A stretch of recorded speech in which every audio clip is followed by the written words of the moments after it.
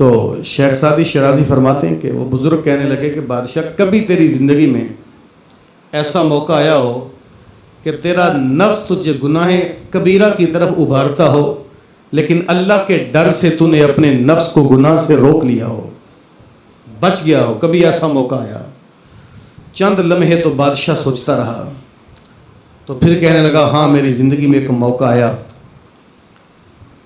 میں شکار سے واپس پلٹا تو میرے آنے سے قبل میرے کمرے میں ایک لونڈی، ایک باندی خادمہ پھولوں کی سیج بچا رہی تھی۔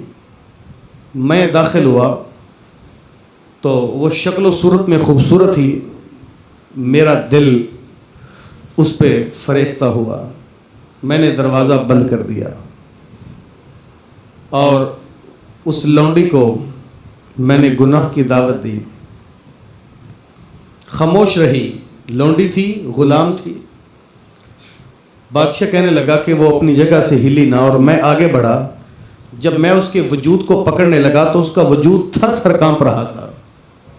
میں نے کہا کہ ڈرتی کیوں ہے؟ جانتی نہیں میں بادشاہ ہوں؟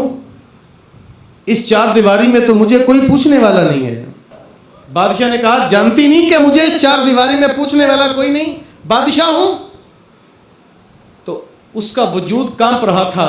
کانپتے ہونٹوں سے اس لونڈی نے کہا بادشاہ میں جانتی ہوں کہ تو بادشاہ ہے، اس محل کی چار دیواری میں تجھے کوئی نہیں پوچھنے والا، لیکن وجود اس لیے کانپتا ہے کہ مجھے اللہ سے ڈر لگتا ہے، مجھے اللہ سے ڈر لگتا ہے۔ اور یہ ایسا ڈر ہے، بادشاہ کہنے لگا، اس کا ایسا جملہ تھا جو دل کی گہرائیوں سے نکلا، کانپتے وجود اور کپ کپاتے ہونٹوں سے جب اس نے کہا کہ بادشاہ تیرے ساتھ منہ کالا کروں گی تو ڈر لگتا ہے کہ اللہ کا سامنا کیسے کروں گی، مجھے اللہ سے ڈر لگتا ہے۔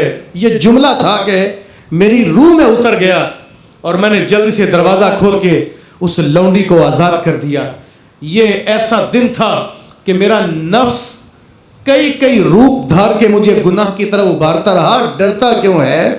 تو بادشاہ ہے، وہ تیری لونڈی ہے، تجھے اس پر قدرت حاصل ہے، ڈرتا کیوں ہے؟ اپنا کام کر۔